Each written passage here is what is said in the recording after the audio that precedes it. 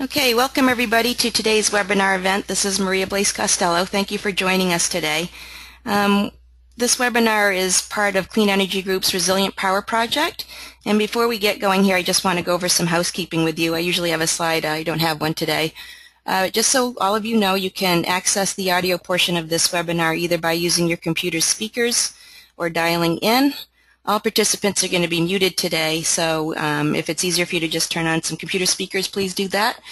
We're going to ask that all of our participants today, if you have a question at any time during the broadcast, to please type it in with the question box that you should see on your webinar console. Just type in your question and hit send at any time, and they will be queued up, and we'll have a Q&A following today's presentation. So please type in your questions as they occur to you, and don't wait to the end. That way we can get a good sense of how we're doing in terms of time. This webinar is being recorded, and it will be made available on the Clean Energy Group website, and our URL, and you'll see this later in the slides, is www.cleanegroup.org, or you can also access them at our Resilient Power website at www.resilient-power.org. So we have a full hour today, so I think we're going to just jump right into this and get moving. What I'd like to do is introduce to you Lewis Milford. Lou is the president of Clean Energy Group and the director of the Resilient Power Project. So Lou, please go ahead. Thanks, Maria, and thanks everybody for joining in. You're going to be hearing today from me, Lewis Milford, from Todd Olinsky-Paul, who's a staff director here on the project, as well as Rob Sanders. And before I get into the slides, I really do have to note that, remind people that we live this problem here in this little town in Vermont. We had a power outage about an hour ago, and so we've been scrambling, going from one side of the town to the other to get this moving. So we take this work very seriously, but there may be larger forces at work that are making this more difficult. So why don't we switch to that side? There we go, Maria. For folks who may not know who we are, Clean Energy Group is a national nonprofit organization. We work on clean energy, finance, and technology and policy issues around the country. We also manage a separate nonprofit called Clean Energy States Alliance, which is an organization of all of the managers of the system benefit charges around the country, work on a series of policy issues around clean energy from Massachusetts to California. This particular project is the Resilient Power Project, which is explained a bit more thoroughly in a paper we released a few weeks ago that prompted this webinar, and that's the Resilient Power paper you see to the left. Just briefly, what this project is, first is a partnership with Meridian Institute that is going to work with us on a number of federal connections to accelerate the uptake of resilient, clean power in critical facilities. And this project is also funded generously by three foundations: JPB Foundation, CERDNA Foundation, and the Kresge Foundation. If I could just briefly summarize before we get into the details of the slides. This project is about accelerating the market uptake of cleaner, resilient power to deal with some of the power outage issues that we've seen from severe weather events. And in particular, we're looking at a range of community facilities, but in particular trying to see if we can ensure that these more resilient technologies are there to protect our most vulnerable populations, the poor, elderly, and the disabled.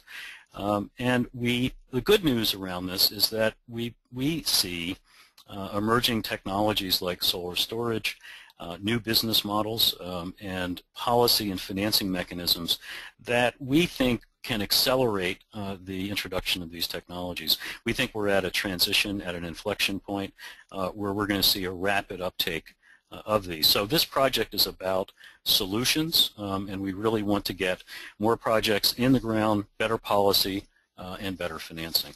So let me turn to the next slide, Maria. We've been at this for some time, from the 1998 blackout in New York City. That was the subject of an op-ed in the New York Times, and then through the early 200s, and then, of course, as many of you, I believe, probably lived through the Katrina disaster, and most recently Sandy. We've had these series of outages and disasters due to severe weather and other causes, whether it's climate or not, is really not our story to tell. We're more concerned about the impacts and doing something about it.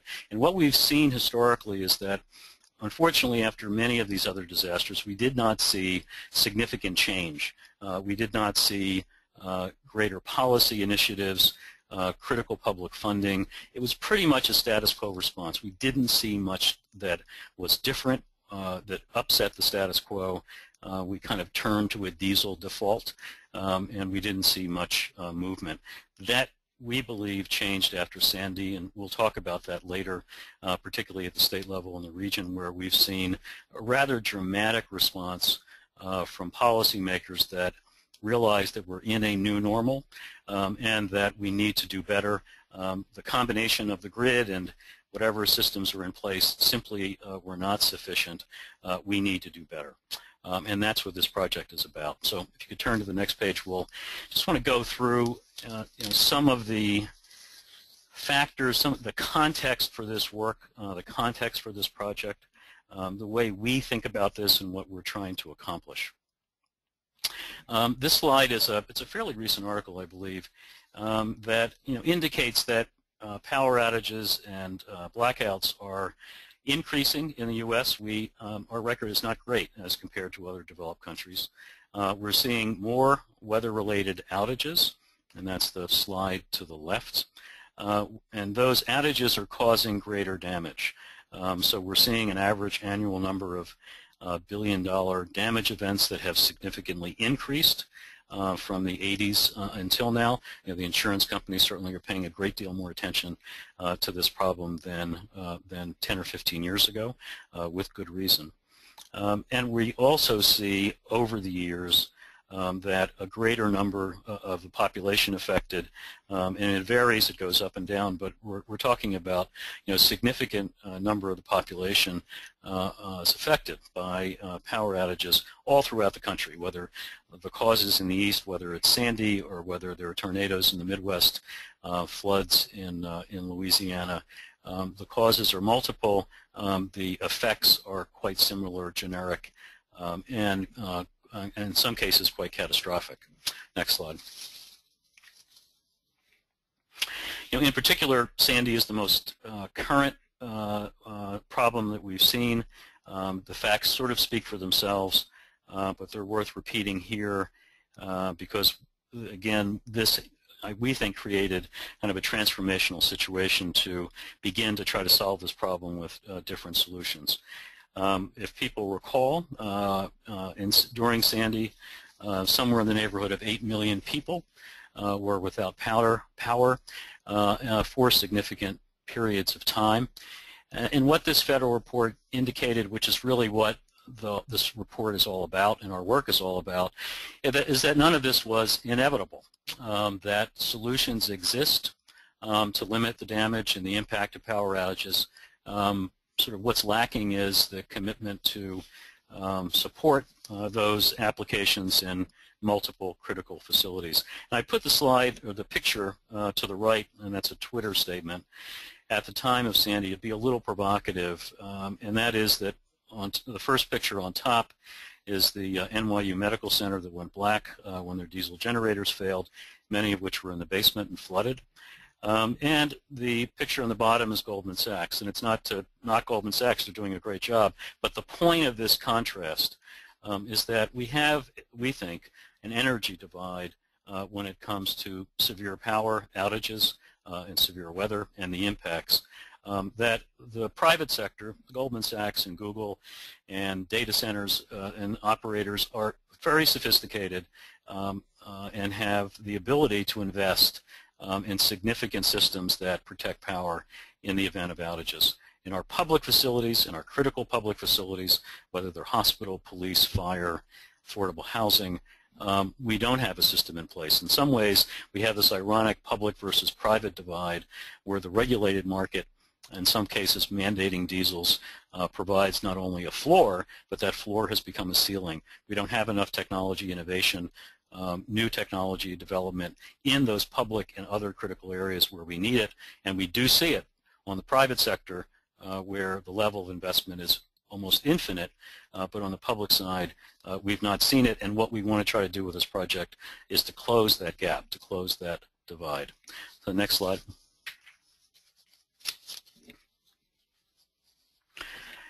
One thing we did see in Sandy is that extreme weather adversely and disproportionately affects low-income communities.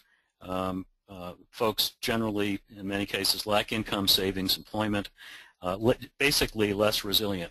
Already in difficult straits, made worse by power outages and, of course, related impacts, flooding and others. But power itself has had a significant and disproportionate harm to low-income Americans in many of these disasters, and also elderly and obviously disabled. We'll talk about those a little later as well. But it's a fact that often goes unnoticed unless you're in an area that has been impacted.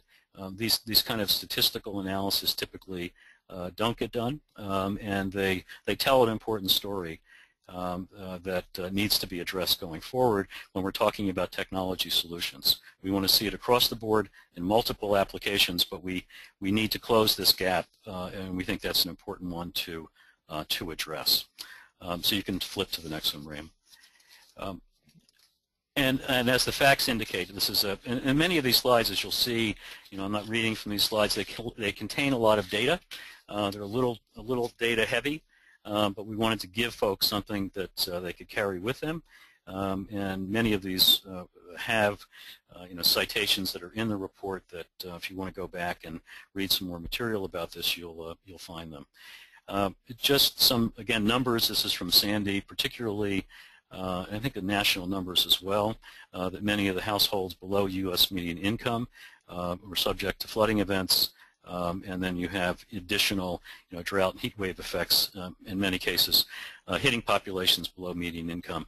In Sandy, just to remind us of the impacts and why that's had such a dramatic effect on policy making in the region, 110 fatalities, $42 billion in property damage, costliest hurricane we have seen.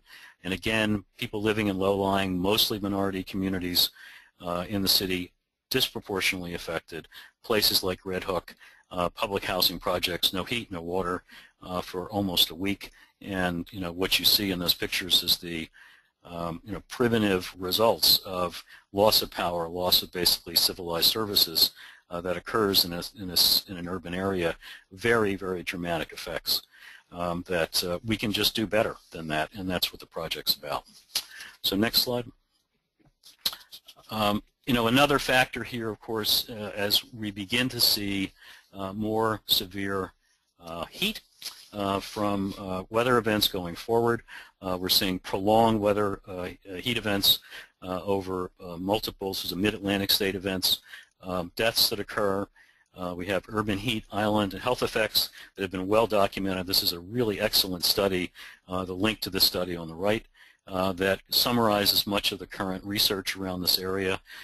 People in communities generally, less air conditioning opportunities, high rises, and also buildings basically that retain heat with an urban heat effect, all which accelerate the impacts of lack of power. We're seeing weather fatalities rise, and also an important part of the U.S. DOE study here that all of our infrastructure systems are vulnerable to outages. All of these public facilities, public services are subject to outages, and we tend to sometimes focus when we talk about resiliency on one aspect and sometimes forget that without power, all the other infrastructure basically is at risk.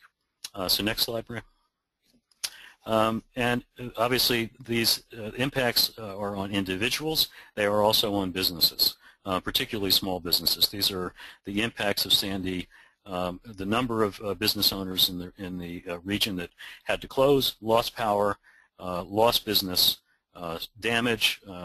Obviously, people couldn't get to work. Suppliers unable to reach for deliveries. So next slide. So this says to us, this is the problem set, that the status quo is insufficient. that basically kind of a diesel default combined with grid simply is not adequate to protect individuals in the future that we're likely to face, that we need to do better. There's a critical need for more reliable DG in multiple facilities, protecting vulnerable populations. And we're beginning to look at multiple technologies, not just solar, but solar with storage, and we'll talk more about that. We think that's a tremendously interesting opportunity to begin to solve some of these problems with scalable technological packages. Obviously, combined heat and power has always been a conventional technology solution to this. We'd like to see much more, and of course we have fuel cells and others. We're not saying no diesels by any means, but we think the systems need to be more resilient, need to be stronger than they have up to date. And lastly, and two things perhaps, more DG, obviously there's sort of a democratizing element to this in terms of community control over power. And if one is interested in climate mitigation and or adaptation, resilient DG does both. And obviously we're providing power, but at the same time providing a resilient adaptation option. So next slide. So the next two slides, and I'm going to be quiet in a few minutes and turn it over to Todd, or to Rob. The next two slides basically describe this project. We've set the stage with the problem and the potential set of solutions, and at least over the next 2 years, we've got several objectives to try to reach, and perhaps to try to work with some of you who are on the phone today to accelerate the uptake of these cleaner energy technologies in many applications and in many sectors, not just in the Northeast but around the country.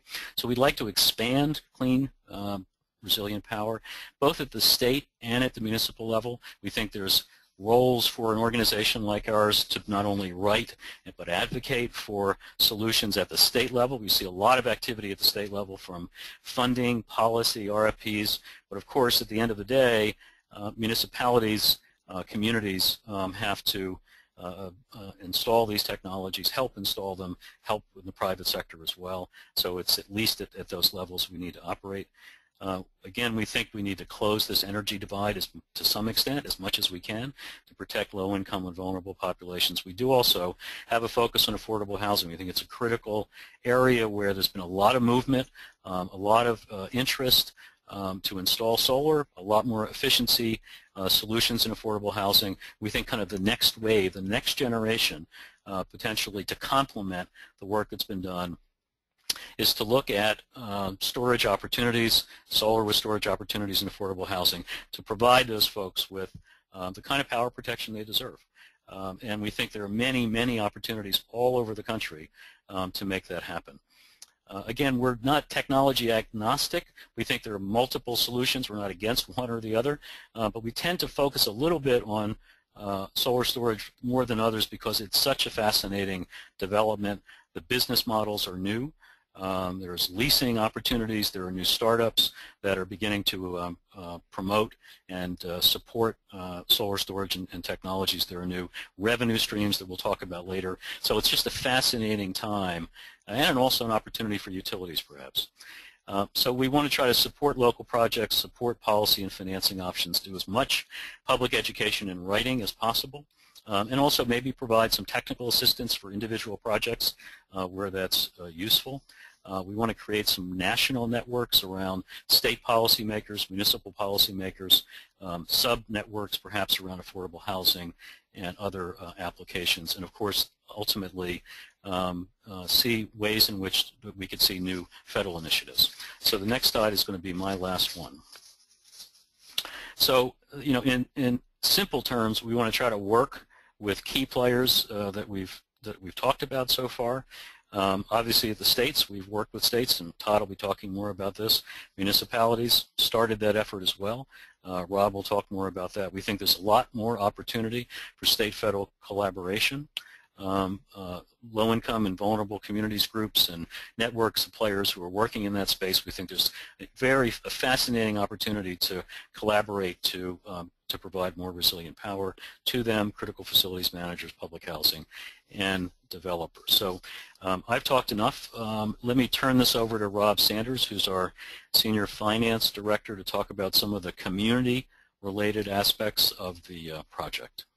Great. Thanks, Lou. As Lou said, one stakeholder group of particular interest to us is low-income residents and vulnerable populations, which include the elderly and disabled.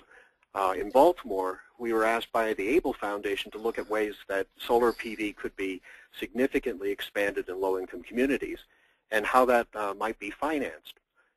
We recommended that instead of providing deep subsidies to put PV on everyone's roof, that one focus should be on resilient power, solar storage, for instance, for critical community facilities and services in low-income communities. And those community facilities could include public schools, dialysis centers, elderly and assisted living facilities, emergency shelters, police fire stations, all the services, critical services and buildings that are important in any community. So the report describes a number of bond and credit enhancement mechanisms, as well as third-party ownership structures, including lease financing and power purchase agreements. The full report can be downloaded at that link that you see there. Next slide, Maria, please. New York Green City bonds, New York City Green bonds. Last month, the New York City Controller announced the city's plan to use its existing core borrowing tools. These are its general obligation and finance authorities to issue bonds to fund climate change mitigation and resiliency capital projects. Now, eligible capital projects specifically include clean energy and efficiency projects. And the scale of this announcement is as much as $25 billion in bond financing over the next several years. We think the city's approach is significant and could be adopted widely. That approach includes defining criteria for selecting green projects. They've established a coding system to track green projects and green budget items to ensure investors that the green use of proceeds is documented, which is an issue for a lot of investors. They want to be sure if they're buying a green bond that it's going to green bond purposes. And then green bonds and resiliency projects will be incorporated into the capital budget process with key agencies. So I think it's significant that green bonds and resilience is now embedded as part of the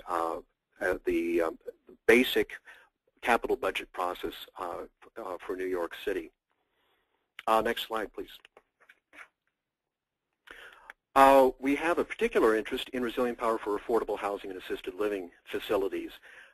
Again, it was Superstorm Sandy that drove home that, well, 45,000 public housing residents lived in the mandatory evacuation zone. And many low-income and elderly and disabled in New York City in public housing were stranded during that and in the aftermath of Sandy. No heat, no hot water, no working elevators, no lights, no refrigeration. We believe that small battery storage systems that are combined with on-site generation are needed for residents to shelter in place during extended outages. So we are now exploring ways to incorporate battery storage in HUD Better Building Partners solar projects in their multifamily affordable housing portfolios. Next, please. This highlights the need to develop an appropriately sized resilient power business model for affordable and elderly housing and assisted living facilities. Basically, a small battery storage system combined with on-site generation for critical loads. That could be lighting, air conditioning, refrigeration, booster water pumps, a whole sorted a number of small loads that are critical for buildings. It would enable residents to shelter in place and would reduce demands on overwhelmed first responder and emergency shelter services. Next, please. Now, one other thing I'd like to mention is we're finding that city officials are increasingly becoming aware of the need for power resiliency planning. They're mapping critical facilities in the community and evaluating loads for new distributed generation. What is needed is to institutionalize now that role for the role for energy resiliency planning within city planning departments, and to train city officials about resilient power issues. I think one good example to look at is in California, CalLEAP, which is the California Local Energy Assurance Planning Program, assists local governments to develop plans to become more energy resilient, and there's a link there to learn more about their program. Okay, now I'd like to turn it over to Todd to describe CEG's work with different resilient power state initiatives. Okay, thanks very much, Rob. I'm going to talk a bit about some of the resilient power programs that have been put in place and are being rolled out now in the Northeast at a state level. As Lou mentioned earlier, we started the whole resilient power project partly in post-Sandy, partly in response to requests from some of the northeastern states for help in getting these programs going and in sharing information and figuring out how to develop these programs. And of course, we're happy to assist with that. And so now, a year later, well, 2 years after Sandy, we have some results. So if we could go to the next slide, please. And while we're reviewing these, I just want to mention again that we have 125 attendees right now, and I think we've got 4 questions so far. Please send the questions in now and don't wait till the end. Otherwise, we're liable to just keep talking. But we'd like to get your questions answered. So, yeah, we have a number of states in the Northeast that have done really good work and groundbreaking work, really, in these programs that they've rolled out. And I'm just going to talk about a few. We can't get all the details into one webinar, but we do have more information on our website and in the various publications that we have available. So we're briefly going to go over Connecticut's program, which was a groundbreaking $48 million microgrid grant and loan pilot program. The New Jersey $200 million Energy Resilience Bank, and a separate $10 million energy storage program that's being rolled out imminently in New Jersey. In Massachusetts, there is a division of energy, I think that's supposed to be Department of Energy Resources program, another $40 million program for community clean energy resiliency. And then in New York, there is a $40 million microgrids program that's not quite out yet, but coming soon. And separately, a $66 million CHP program through Con Ed. And I also want to mention, coming this fall, another microgrids program in Maryland. So total, we're looking at over $400 million in new state funds in the Northeast alone for resilient power. This is within just the past year, less than a year, really. Okay, next slide, please. So looking at the Connecticut program, they were the first out of the gate, and they're the first with results. And this is just a brief look at their round 1 results. Just to sum up the program, they were looking for microgrids for resilient power purposes. The projects had to be proposed by teams that were led by municipalities within the state, obviously. And there were a number of technologies that were eligible. You can see here they had 9 funded programs coming out of round 1. And there were a wide variety of types of facilities covered: fire stations, police stations, schools that serve as public shelters, campuses, etc., and a wide variety of generation types within those microgrids. And I want to mention that in round 1, they got more gas and diesel than they wanted in the generation. They addressed that in round 2 by limiting the amount of diesel that would be eligible, and they also did something very interesting. In round 2, they required energy storage to be paired with renewables in order for the renewables to count toward capacity for generation purposes. And that was to try to get more renewables and energy storage into the mix for those microgrids in round 2. Round 2 is well underway, and they are going through the process right now of reviewing those project proposals. Next slide, please. And by the way, we've been working with them as we have with all these other states and helping them to both to get the RFPs written and the programs designed, and also review the results of the projects that have come in as a result. Now, I want to talk a little bit about the Massachusetts DOER program as well. They took a slightly different approach to Connecticut. They were also focused on critical infrastructure and municipal ed projects, but they were technology agnostic, so it wasn't just microgrids. It could be large systems, small systems, facility, single facility systems. And they also included a carve-out for technical assistance grants in the first of 2 rounds in this program. And that was, we feel, very important for communities that might not have the in-house expertise or the resources to hire somebody to put together a proposal just to get the proposal funds. So in this way, they could make an initial proposal for technical assistance, get some help with putting those project proposals together, and then they would be eligible in round 2 for deployment funds. Next slide, please. So this is a snapshot of the round 1 project deployment results under the DOER program. There were 6 projects, and again we see a wide variety of types of projects, from microgrids down to just a single facility, a wastewater treatment, for example, or a fire department facility, or a hospital. And I also want to mention that in round 1 they did give out 27 technical assistance grants. So all those projects that got technical assistance grants are now eligible to submit in round 2 for project money. And that money will be given out. Those proposals are due by the end of this month, and that money will be given out before the end of the year. Next slide, please. I wanted to talk a little bit as well about the New Jersey Energy Resilience Bank.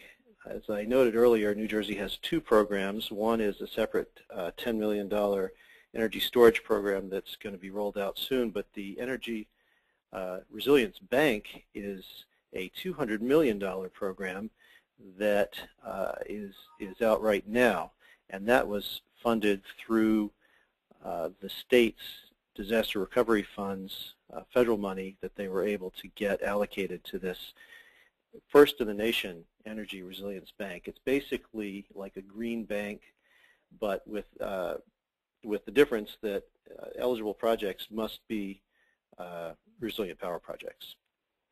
And the way they're doing this is they're structuring this so that they're rolling out grant opportunities by facility type. So the initial opportunity is, I believe, $65 million for wastewater and water treatment facilities. And these are facilities that were damaged in Sandy or one of the preceding storms. They must be located in counties that are eligible for disaster assistance. And they have a plan to roll out follow-on grant opportunities for all sorts of facilities, public housing, hospitals, et cetera. And so we're very eager to see the results of this. It's a groundbreaking program that they've got, and very promising. Okay. By the way, we have a webinar on this coming up. I should mention October 28th. If you want more information, and it's going to be featuring the head, the director and co-director of the Energy Resilience Bank in New Jersey. They will be presenting on this and answering questions. So please come back on the 28th for that. Next slide, please. Okay, and this is a single project that I wanted to mention. It's right here in Vermont. We're very proud to have been a part of this. It is a microgrid. It's one of the first microgrids in the country to be solely powered by PV, solar PV. There's no diesel, there's no gas, there's no other kind of generation. There are 4 megawatts of battery storage and 2.5 megawatts of PV. It's being developed on a closed landfill, so it is a brownfield redevelopment project as well as being a resilient power project, and it is going to serve an emergency shelter, the local public school, which is a Red Cross shelter in Rutland. And it's being developed by Green Mountain Power, which is the utility here, and they obviously using it on their distribution system, partly to incorporate the vast amount of PV they've developed in Rutland and to serve other purposes on the distribution grid. All right, next slide, please. And so I think that's it for me. I'm going to turn it back over to Lou, and thank you for sending in questions. We now have a whole bunch. Lou? Okay, thanks, Todd. So I'll finish this up with there are two slides remaining. I want to mention there's a court ruling, the decision that came down at the end of 2013, a federal court decision in New York City. It really has not gotten as much attention as I would have expected, but I think it's quite significant. It basically held after a bench trial that the city, as amazing as it was in responding to Sandy, nevertheless failed to adequately protect disabled during the storm. And the court found that the city was liable under the Americans with Disabilities Act.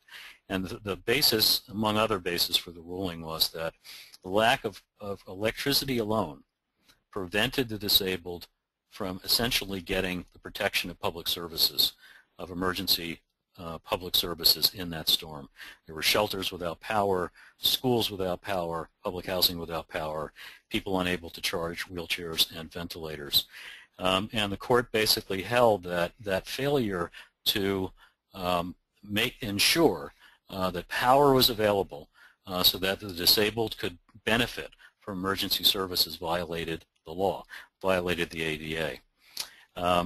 That's quite a significant ruling. I understand the parties are in some negotiations and discussions. I think the city has not appealed it. And I believe, and again, I could be wrong, that this has a fairly significant application to cities and communities all across the country. One of the issues around this area is the fact that many of these problems are dealt with after the fact, once a disaster occurs. I think that there is decent precedent, and lawyers could disagree about this, that communities now are liable under the ADA to provide protection and ensure that the disabled populations now have access to critical public facilities by providing and ensuring that power works and is available. I think it's something the community should take a serious look at. And just as a factual matter, 11% of the population in New York City is considered disabled under the ADA, largely because of increasing elderly populations. That's the case across, I think, virtually any urban area in the country. So lawyers should be taking a close look at this. Next slide. So finally, I guess there are two more slides. One thing that we're very eager to do, we've started this with a number of federal agencies, but we want to do more, is begin to have a deeper conversation with federal agencies about a coordinated partnership between the feds and states and communities around resilient power. Whether it's DOE and planning grants, EPA and community resilience programs, as we mentioned before, HUD, better building programs, FEMA, state mitigation plans, the list goes on. FAA and airports, power out in Chicago last week. These problems do not necessarily get better. So I think there's tremendous opportunity to do smarter program planning, perhaps funding, getting more projects in the ground across the board. So I think there's one more slide and then we're done. Milton Friedman's sort of an odd person to cite in the context of this work, but I thought this quote was actually pretty applicable here. When a crisis happens like Sandy, people look around and try to figure out what they should do about it. And so I think it behooves all of us to make sure that there are good policies, good ideas, good opportunities available now, so when the next one happens, there is a banquet of options and choices to take, and not scrounge around for good ideas, but let's make sure there are good ideas on the table. So I think that's it, and Todd, it's back to you. Okay, thank you very much. So we do have a whole list of questions here. Thank you very much for sending questions in, and we'll get to as many as we possibly can. I want to start with this one. The questioner says, many of the northeastern states are developing great resiliency programs and projects, but they seem to be very expensive programs funded with FEMA recovery funds. What can other states do to improve resiliency if they do not have the same level of funding? And I'm going to turn this over, but I want to note before I do that that Vermont gives a great example of that. That microgrid that I talked about a minute ago, the state had a solicitation and offered $50,000, and we were able to get $500,000 in funding from US DOE. And out of that solicitation, with those two pots of money, came a project that is going to come in at between $10 and $11 million. And that is an incredible example of leveraging for a small state that put $50,000 into the pot and is going to get a microgrid that not only is serving a shelter, but it's going to they're going to continue to expand it and hook other facilities up to it, and they're going to get more resilient benefits down the line. So I just want to mention that as one example, and I think probably Rob and Lou have other answers for this question. I just have, I think one answer is that in fact I think it's the case in the Northeast that a number of the states, particularly Connecticut and Massachusetts, did not use federal recovery money, but actually these programs are financed by state budget authority or other state repurposed dollars. So sure, it's the case that in the Northeast the federal dollars that are now being implemented, as in New Jersey, are somewhat of a unique case, but for a number of these states, they saw this problem as significant enough that they used general purpose budget money to fund these programs. I think a couple of quick answers are maybe obvious and maybe obviously a lot harder than easier to say than do. But there are bonding opportunities, as we discussed during the presentation. Local municipal bonding, infrastructure investments, certainly repurposing some existing funding. I think going forward, that's actually the question, is the challenge, is that how do states devise financing mechanisms to create pools of capital to invest in now rather than later after the fact. And there are some states, I believe like Louisiana and others, that have state bonding authority to create pools of capital to do this. I think that's sort of what states need to start thinking about doing, because these problems aren't going to go away. Yeah, I would just add to that in Baltimore and other cities where they've identified which critical buildings they're going to harden with continuing uninterrupted power for certain critical loads.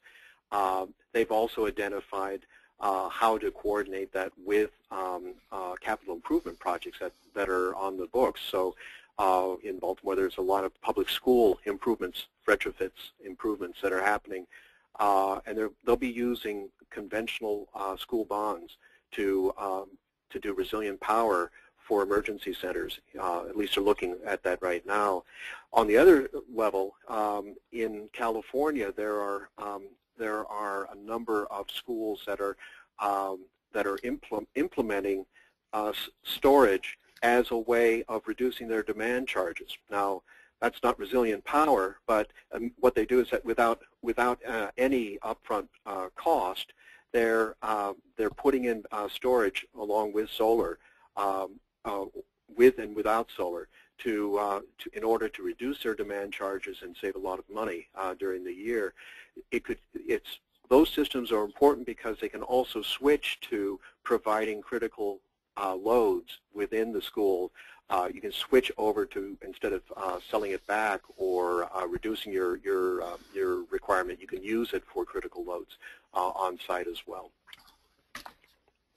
Okay, thanks very much. Yeah, Lou's absolutely correct that many of those states did not use FEMA money. In fact, Massachusetts program is coming out of alternative compliance payments which is something that states that have renewable portfolio standards have access to, and other states are using, general energy program funding. So the other thing that I think Rob pointed out is that we haven't really discussed is that, it doesn't have to be state money. It can be municipal level programs. And there, Rob has a document that is going to come out shortly on financing. Do you want to just mention that, Rob? Because that might be of interest. Right. Basically, it's a paper that will come out in the next several weeks about how resilient power can be financed, and it involves different ownership structures, but also different kinds of bond financing, lease financing, PPA arrangements. So we'll be doing a webinar on that as well.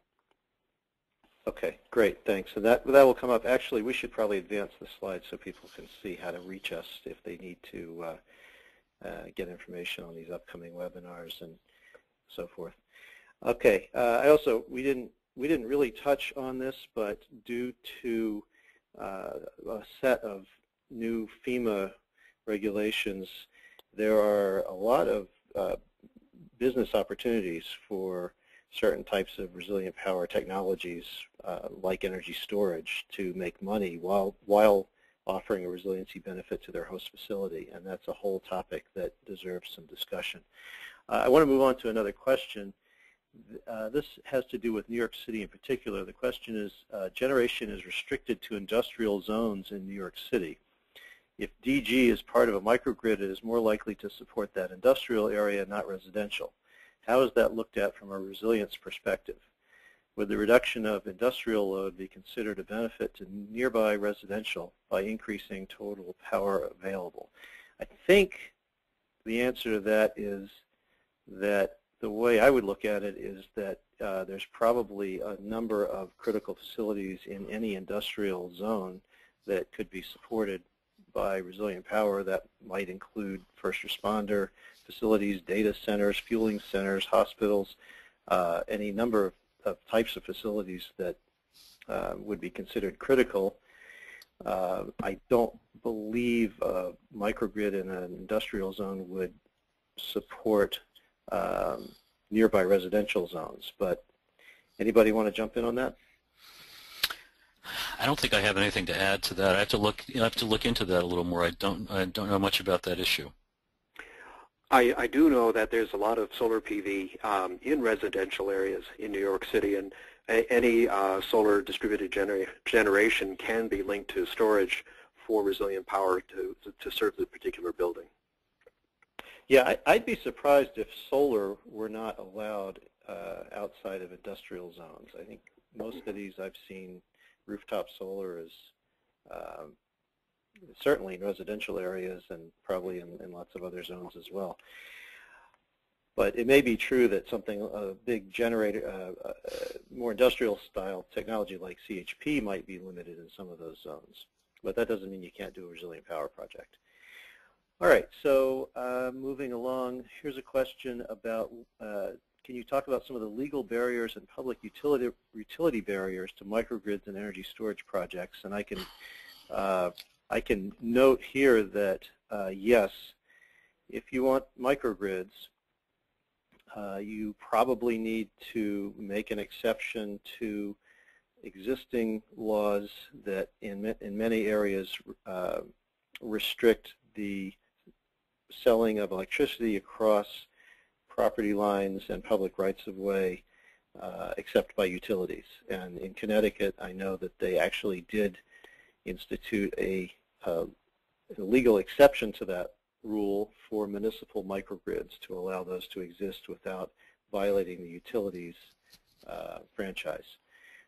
Anybody else want to jump in on that one? No, I was going to mention that one as well. I think that's the correct thing to point out. Okay. The only other thing I would say about that is that, again, as the previous question pointed out, there may be some zones where certain types of generation may be restricted, and you need to look at that. But again, that's everything comes down to details.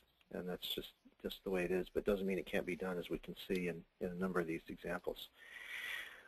Okay, do you plan to also utilize backup batteries to play time of use rate arbitrage where time of use rates are volatile?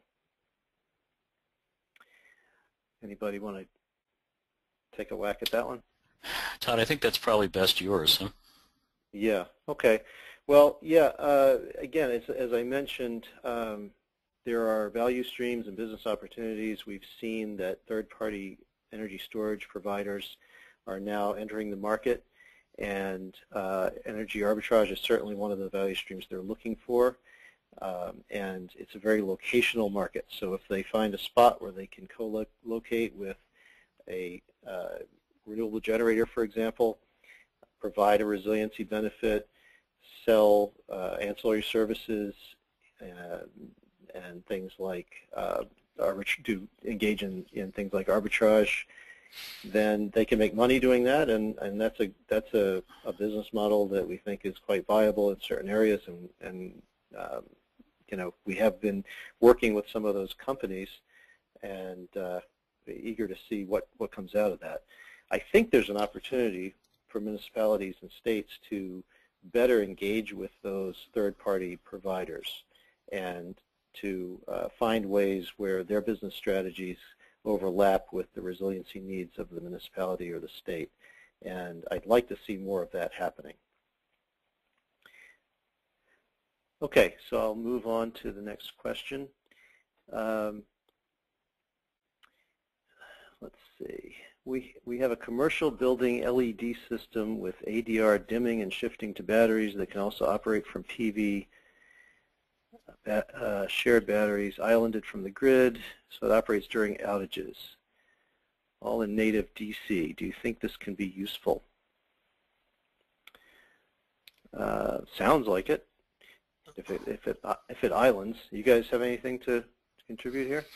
No, I mean, I don't have the question in front of me, but no, it sounds certainly useful. I mean, I think that's the kind of combination of, you know, technology mixes that we're looking. You're seeing these everywhere, right? You're seeing an explosion of new combinations, and each one of them is very specific. So certainly useful. And one of the things we want to do with this project is to begin to, describe and lay out the various options that are out there, as well as, as the best we can, some cost parameters as well, because the first question about expense certainly is something that's important to everyone. So, we really want to learn, as much as possible about creative combinations that are being used in different configurations, so that we can share it with other people who are interested in similar projects. Okay. Here's one about utilities. What opportunities do you see for utilities that could help overcome the perception that solar is a threat to their business model and recent proposals by many utilities to increase fixed costs for solar customers? Well, I'll try it quickly, but Todd, Todd worked a lot with the Vermont folks on this Vermont project, which is a good example. I think one of the opportunities, and actually I think the CEO of Solar City testified to this, or was interviewed to this effect a couple of days ago, and whether this is the right approach or not, but it was his view that utilities should be in the business of actually owning storage and battery storage, and that is a classic function, infrastructure investment function that utilities could serve as a way to complement the increased installation of solar, and so that they begin to pick up the value stream that's available there, and rather than look at solar, particularly solar storage will soon start to look like baseload, begin to look at that as a complement to their rate base rather than as a threat. It seems that should be the way to go. There's a city report that just came out. I think it was called Energy Darwinism 2 within the last week or two, that goes into this in depth. If folks want to get it, we can send that out. But it makes the case that they think within this decade that that solar with storage will begin to not only resemble baseload, but also become what they call reach socket parity, which I think is a great term. That that in some places basically be cheaper than grid power. So if that's the case, utilities have a lot of catching up to do, but there potentially is a business opportunity, but it needs to be done the right way, and there are a lot of other folks probably listening in who are much more sophisticated about some of these utility proceedings like in New York, but we need to make sure that there's an active, vibrant third-party market so that if there's utility ownership, there's an ability to have true competition for services. So those are my 2 cents on this. And Todd, you may want to mention the Vermont case. Yeah, well, I mean, this is basically, I saw something, it's funny, I saw something just the other day basically saying, look, there's 3 basic utility responses to this stuff. One is the utilities that are out there leading, installing demonstration projects and figuring out how to integrate it into their business plans. 2 is the utilities are out there actively, fighting DG as a perceived, competitor with their business plan. And the 3rd group is sort of the deer in the headlights group that kind of don't know which way to jump. We're fortunate here in Vermont. Green Mountain Power is a very progressive stance and has a plan to make Rutland the solar capital of the Northeast, and was working on follow-on plans to their initial microgrid effort that would install even more distributed storage and PV and start hooking up, perhaps even residential neighborhoods. Yeah, it's really, to my mind, it's just sort of reflective of the leadership of the utility. But overall, the utilities are excellent partners if they're, willing and ready to jump in. I mean, they have to be involved in any case because these systems are all grid connected until they island, and so you need the utilities to be on board, and utilities have a great opportunity here. They have the resources and the know-how to be leaders in this area. So I think as we go along, we'll see more and more utilities jumping in. I hope so. All right, we have a few more minutes. I'm going to try to get to a few more questions here. This is an interesting one. I think, Rob, this one may be for you. Question is, have you looked at operating incentive credits in addition to purely capital incentives? We have worked with a number of hospitals in Connecticut and Massachusetts that have put in CHP systems that performed well during Sandy and that qualify for Class 3 RECs in Connecticut or AECs in Mass that incentivize operational efficiency as much as capital deployment. I'm not sure how widely available those are, but that would be another great economic support for resilient power, for the business models. What we see are oftentimes are shared benefits between the battery, the solar storage developer and the host. If there are, for instance, frequency regulation services that are provided by the resilient power system, meaning discharging and charging from the grid, from the battery, that kind of interplay between charging to the grid, charging the battery or discharging to the grid is compensated for. And those services, those revenue streams that are paid can be split between the developer, third-party owner of the resilient power system, and the host, which is benefiting from what it could be uninterrupted power. It could be from some of the revenue generated from being able to use these ancillary services. So I think that would be a great thing to put in the model as well.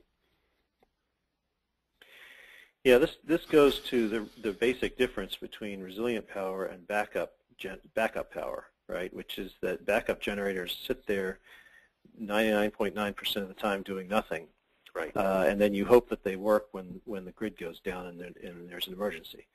Whereas resilient power is running 24 hours a day, 7 days a week, and providing benefits to the host facility year-round, and is there and able to island when the power goes out. So this, operating incentive credits are certainly one value stream available to Resilient Power. There are many others, ancillary services playing in various markets such as demand response, reducing demand charges, et cetera. I mean, there are many of these opportunities out there for a system that is up and running all the time as opposed to just sort of sitting there waiting to be called upon in an emergency. So, okay, this is another utility question. What do you think about requiring utilities to use ratepayer money for these types of clean energy resilience projects instead of most utility plans that focused almost entirely on hardening? I think it's actually a useful and productive area to pursue. I mean, hardening alone is important. New Jersey has done a fair amount of that, very significant investments. But one of the things that I know the Jersey utility has done is also invest in solar as a resiliency complement. So, you're seeing settlements in New York with Con Ed, where Con Ed is now making direct investments in DG. Offering incentives for load-constrained areas. I think it's the next generation of utility obligation. I think we're just beginning to sort this out, but I think it's a fruitful area, and I think you're going to see a lot more of it going forward. And Todd, you may have some views on that too. No, I think that's again, it's certainly been done. Green Mountain Power is an example here in Vermont.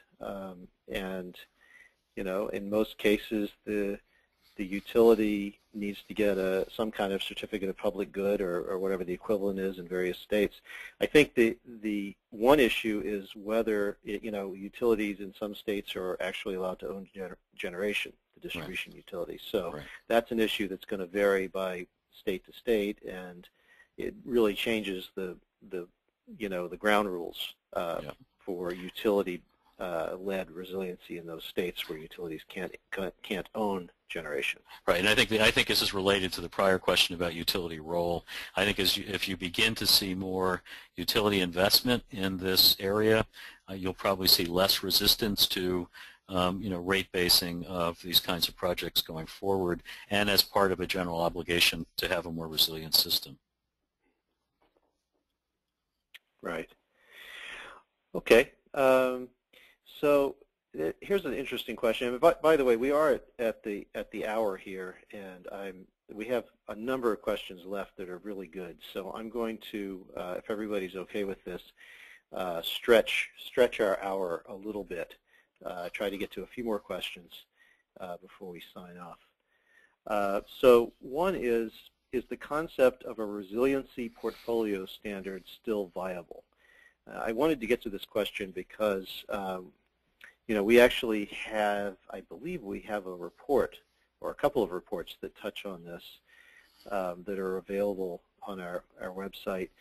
And I think a resiliency portfolio standard or a carve-out in an existing portfolio standard for distributed renewable generation in resilient configurations is certainly viable. Do you guys want to, have anything to contribute on this? It's always sounded like, to me, like a really interesting idea that nobody has really jumped on.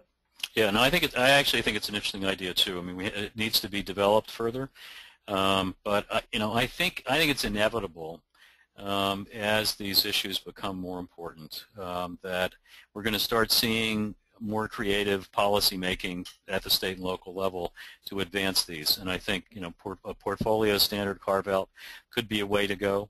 I think also, and I'm surprised we haven't seen more of this, simply either required or committed investments and or mandates to ensure that a top line of critical public facilities or critical facilities simply have better power protection. I mean, one of the things that we've talked about and explored is the idea that the current fire code, which basically leads to this floor, diesel generation floor, the regulatory standard gets met, does not encourage technology innovation. I mean, one of the reasons why an NYU hospital goes down, or the hospitals in LA and Louisiana went down, is because they met the code. And often meeting the code becomes the most that a public or any facility does. You'll never see that in the private sector. There is no code that creates a cap. So I think one additional sort of regulatory issue to explore is the idea of enhancing requirements that include a technology innovation focus. Otherwise, we're going to continue to fall back on one-off investments in projects. I think there's a need for even a more creative, smarter regulatory approach. That's a big challenge, but I think something worth thinking about. Okay, great. Here's one that I hope that Rob can jump in on. Con Ed recently said they would charge a tariff if a development in Hudson Yards was going to produce their own generation. How do tariffs fit in the resiliency plan? Well, sorry to set you up there, Rob. Yeah, I'm not sure I have a very good answer. I know that Con Ed has been working with, has a program with NYSERDA to encourage resilient storage projects, and there's a lot of effort right now to identify a portfolio of projects. In fact, they're working through this right now. A lot of projects are in development right now, not many completed at this point, but a special tariff would certainly support that. Okay, I don't know if I have anything to contribute there. Lou, No, I don't either. I mean, I'd like to know more about the idea. I haven't thought much about it, but it's certainly we got to explore that. Okay. Here's another one that we probably need to explore, but it's worth talking a bit about.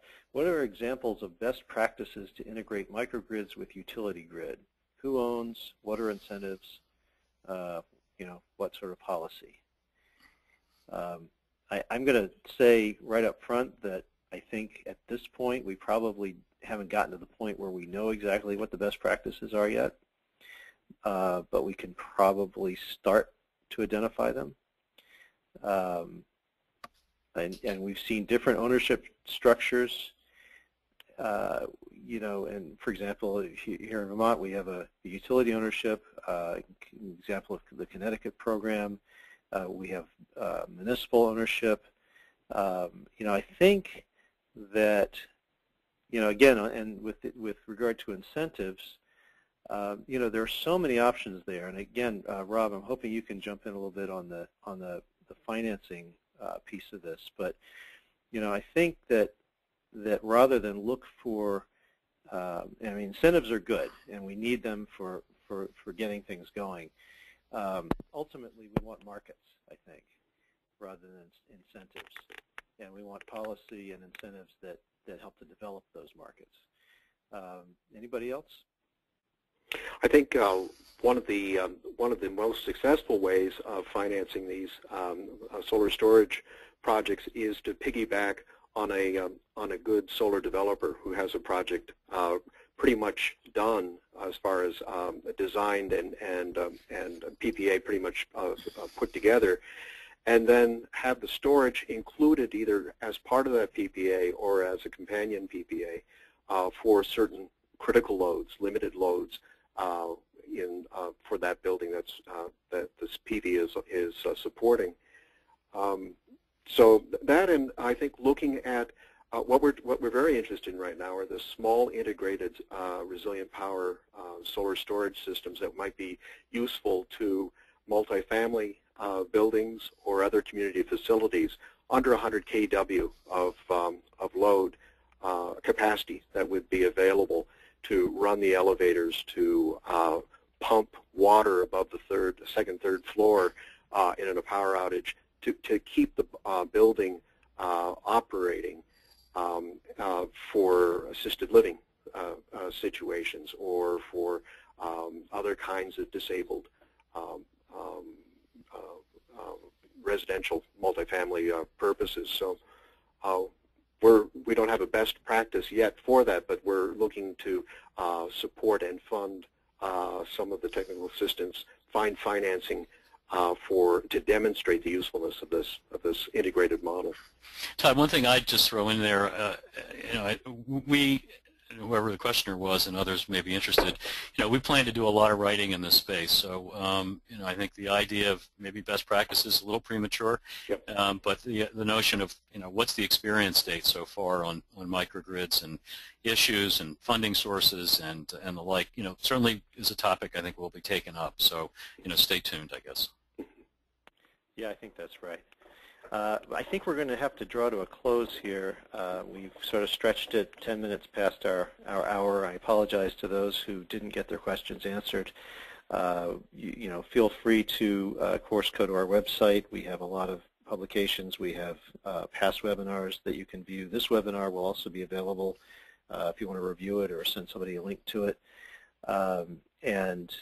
We just, we're here and available. Here's our contact information on the screen and our URLs.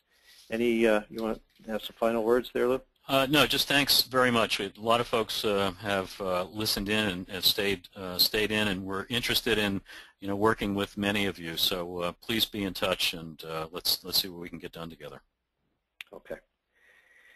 All right. Thank you very much. Thanks a lot. Bye-bye. All right, thanks everyone.